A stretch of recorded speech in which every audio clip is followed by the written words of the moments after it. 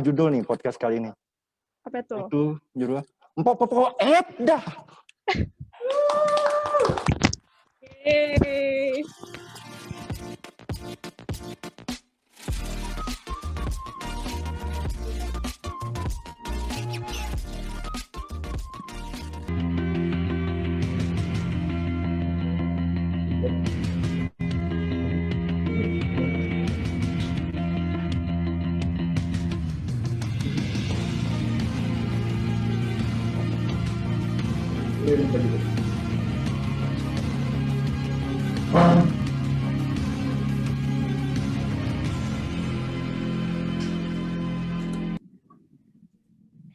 Selamat siang, selamat datang di Bibir Emak. Saya Mak Cut, tuan rumah Bibir Emak. Di tahun 2021 kita baru saja mengakhiri Februari, tapi negeri kita sudah dihebohkan lagi dengan kasus korupsi. Masih belum cukupkah aturan demi aturan diundangkan sampai-sampai masih ada pejabat yang tertangkap tangan? Mengapa semakin lama tikus-tikus negara semakin canggih? Menguruk uang negara dengan cara suap-menyuap hingga memanipulasi saham begitu gigih. Indonesia katanya negara kaya, gemah ripah loh jinawi, talian jamrut katulistiwa. Jika terus seperti ini, kemana negara ini akan dibawa? Inilah Bibir Emak, 1000 jalan menuju korupsi. Selamat pagi pemirsa semua, bertemu lagi dengan saya Aziliana Shihab di Mata Nana. Ironi korupsi kala pandemi membuat masyarakat menangis meratapi. Hal ini tidak dapat dielakkan ketika pejabat terlihat angkat tangan. Pagi ini telah hadir bersama kita orang yang kita tunggu-tunggu yang mungkin membuat jawaban publik bisa berbeda, yaitu pengacara Bapak Juliari Batubara, Bapak Rio Mahzril Ismail. Kita persilahkan. Selamat pagi, Mbak Azeliana Shihab. Selamat pagi, Bapak Rio. Iya. Apa kabar nih, Pak, ngomong-ngomong? Alhamdulillah saya dalam keadaan baik, Mbak Azeliana. Oke, tidak banyak tekanan ya, Pak ya? Cukup banyak tekanan, tapi kita harus atasi lah sebagai advokat dari Bapak Juliari Batubara. Oke. Sebelumnya saya ingin bertanya nih, Pak, kenapa Bapak mau nih jadi koruptornya, jadi advokatnya koruptor? Apa nggak melanggar moral, apa nggak rasa kemanusiaan Bapak itu tergugah gitu? Kok mau sih jadi advokatnya koruptor? Cukup provokatif ya pertanyaan dari Mbak Azeliana Shihab ini. Untungnya saya sudah menyiapkan jawaban yang untungnya saya sudah menyiapkan jawabannya gitu. Yang pertama adalah saya ingin katakan bahwa advokat itu adalah pekerjaan yang halal gitu, Mbak.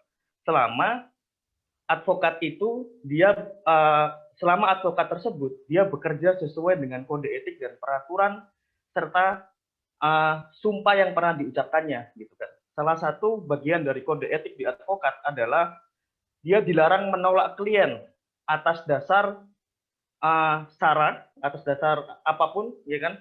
Sehingga saya tidak mungkin untuk menolak klien, saya tidak akan mungkin menolak klien meskipun dia adalah seorang koruptor. Yang kedua adalah bukan berarti seorang yang membela koruptor adalah koruptor gitu. Seorang advokat yang membela koruptor adalah seorang koruptor gitu.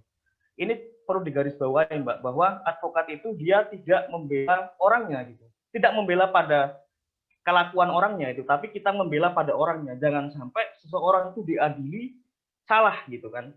Dan yang ketiga, Pak Juliari Batubara ini kan belum tentu dia bersalah. Kita paham bahwa ada asas presumption of innocence gitu kan. Seseorang tidak akan pernah dinyatakan bersalah sebelum adanya putusan pengadilan yang menyatakan dia bersalah. Begitu. Maksudnya inosennya itu bagaimana ya, Pak? Jelas-jelas PLT Bapak Juliari Batubara sendiri itu bersaksi, dan bahkan kita semua tahu kalau atas statusnya sebagai tersangka itu berdasar dengan 2 alat bukti sesuai KUHP kita. Coba bisa dijelaskan bagaimana inosensinya itu seperti apa, Pak? Saya sepakat bahwa untuk menjadi seorang tersangka itu diperlukan 2 alat bukti gitu kan, minimal 2 alat bukti. Tetapi yang perlu diketahui gitu kan, saya melihat bahwa klien saya ini tiba-tiba dijadikan tersangka oleh KPK gitu tanpa adanya tanpa menjadi saksi terlebih dahulu gitu Mbak. Harusnya kita dipanggil dahulu sebagai saksi, baru KPK itu dia menyatakan bahwa saya adalah tersangka gitu. Bagaimana dia bisa mengatakan bahwa saya tersangka sedangkan keterangan dari klien saya ini belum ada gitu Mbak. Dan yang saya garis bawahi Mbak, ya, yang saya ketahui KPK sekarang itu setelah berubahnya undang-undang KPK, menurut saya KPK itu tidak sepenuhnya independen gitu kan, karena KPK sekarang ini dari sebelumnya yang di luar eksekutif, sekarang dia di bawah eksekutif gitu. Dia di bawah pemerintahan. Beberapa dari pegawai KPK dia harus menjadi seorang PNS. Demikian. Tapi kan kalau misalnya dikatakan etis atau tidaknya, klien Bapak Juliari Batubara juga waktu ditangkap KPK juga sempat diburu dan mengelak awalnya.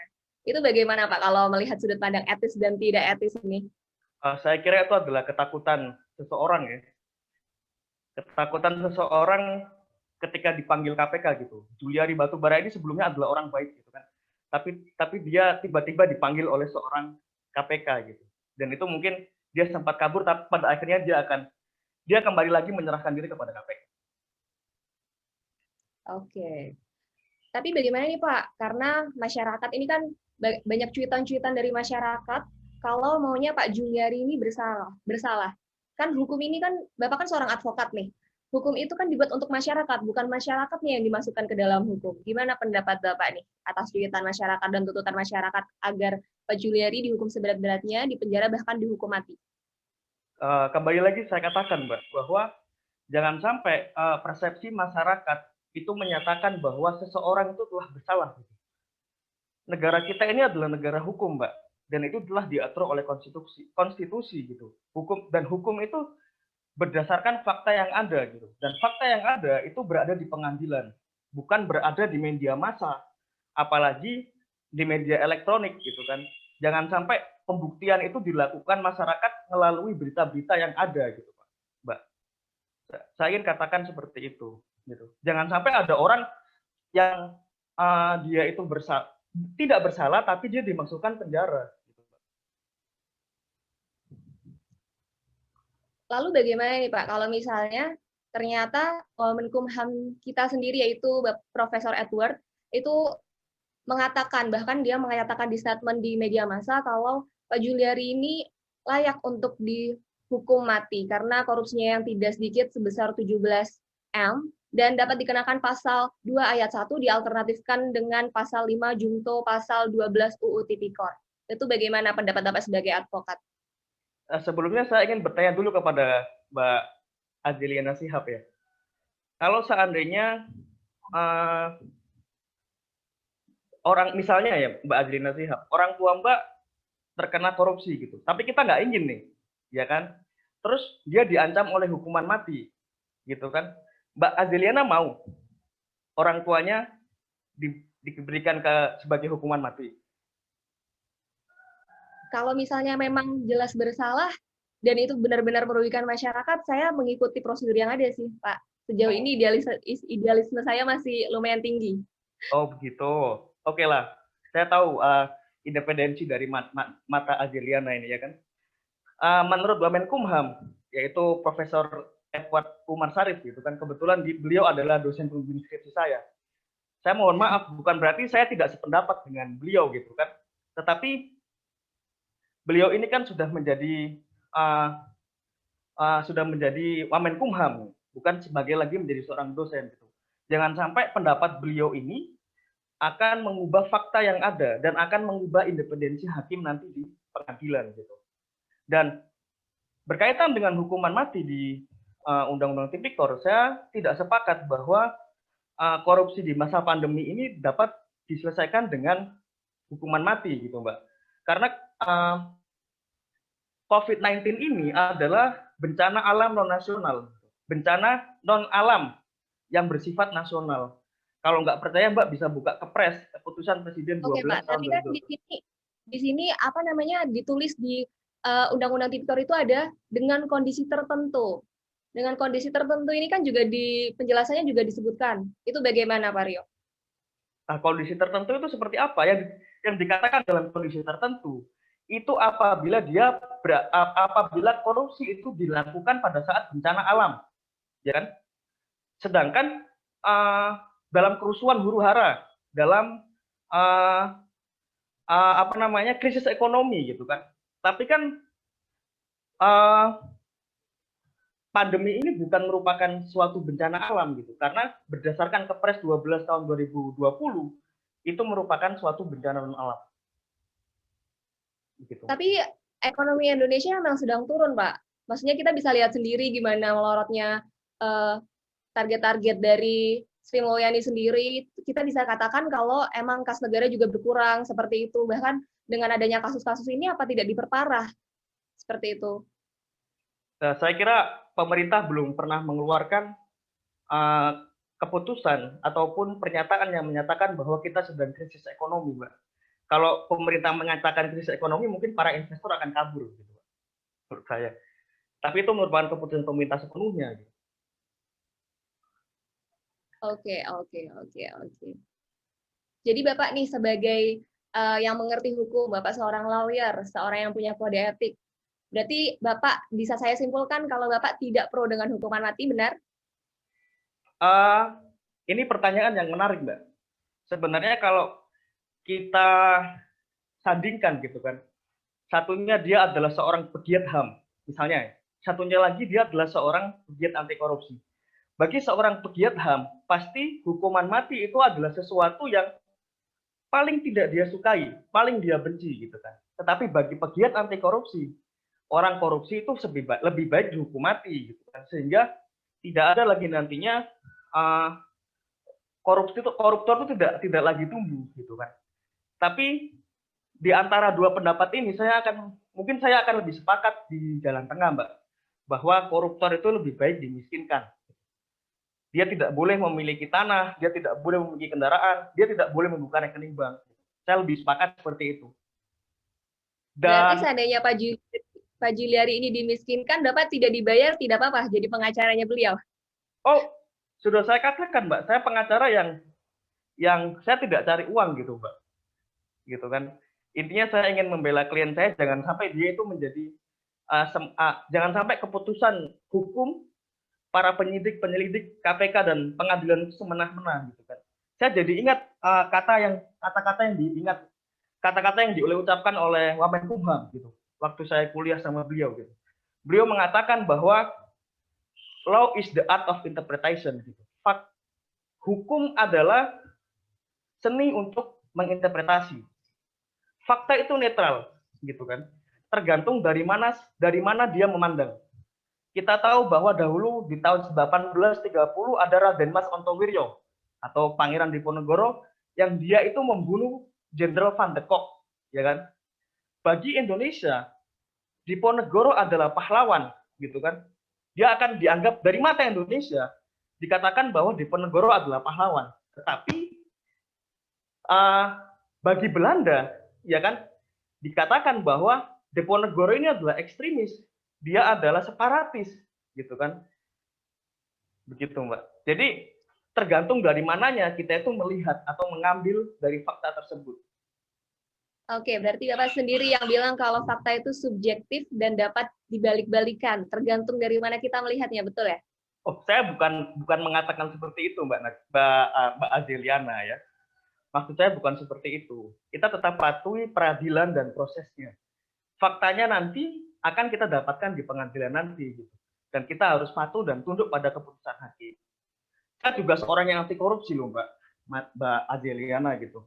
Saya tidak suka yang namanya negara ini anggarannya itu dibabat habis oleh koruptor, dimakan sendiri oleh koruptor. Saya nggak suka. Tetapi saya juga nggak tahan gitu kalau melihat seseorang yang dia itu dinyatakan bersalah dan diadili dengan semena-mena. Saya kira kalau seandainya Mbak Azeliana berada di posisi yang dinyatakan bersalah padahal Mbak Azeliana tidak melakukan hal tersebut, saya kira Mbak Azeliana juga nggak akan setuju kan. Oke, baik. Berbicara tentang anggaran, telah hadir juga pada pagi hari ini Ketua BPK 2040, Bapak Aditya Prajuda. Saya saya dan teman-teman mohon pencerahannya. Bagaimana nih menurut Bapak tentang anggaran bansos yang sampai 17M ini? Kebetulan karena BPK ini memang tugasnya untuk memeriksa anggaran negara. Gimana nih pendapat Bapak dan dampak-dampaknya di lapangan itu seperti apa? Karena auditor pasti melihat juga lapangannya seperti apa. Ya, selamat siang Mbak Azeliana Shihab. Jadi terima kasih. Kalau dari saya mewakili BPK ini ya, ini untuk permasalahan kasus bansos COVID ini akan kami kawal sampai akhir. Untuk saat ini potensi kerugian negara itu sudah mencapai 5,9 triliun dari kasus ini. Dan KPK sendiri sudah tegas ya di bulan Maret dan juga di bulan Agustus menegaskan jangan sampai ada korupsi dilakukan di masa pandemi dan juga jangan sampai dana bansos sendiri itu dikorupsi. Jadi sekali lagi untuk BPK akan mengawal pemeriksaan kasus bansos COVID ini sampai akhir begitu Mbak Azeliana. Oke, kita sudah dengar pendapat bintang tamu pada pagi hari ini, yaitu pendapat dari Bapak Rio Madril Ismail sebagai pengacara dari Juliari Batubara dan Ketua BPK sendiri, Bapak Aditya Prayuda. Saya berharap kalau apa yang dikatakan Pak Rio ini memang benar-benar terwujud. Saya tunggu sekali kegiatan-kegiatan anti korupsi beliau. Mungkin nanti saya tagih lagi, saya undang Amin, di amin, next Mbak. time ya. Amin, amin. Oke. Menteri memang jabatan politis, tapi bukan berarti harus dijalankan dengan koruptif dan nepotis. Dalam kondisi darurat pandemi, pejabat negara tetap mencuri silih berganti. Sebanyak koruptor masuk penjara, sebanyak itu pula generasinya merongrong negara. Terima kasih, sampai jumpa di Mata Nana di minggu depan. Selamat pagi, Assalamualaikum warahmatullahi wabarakatuh. Waalaikumsalam.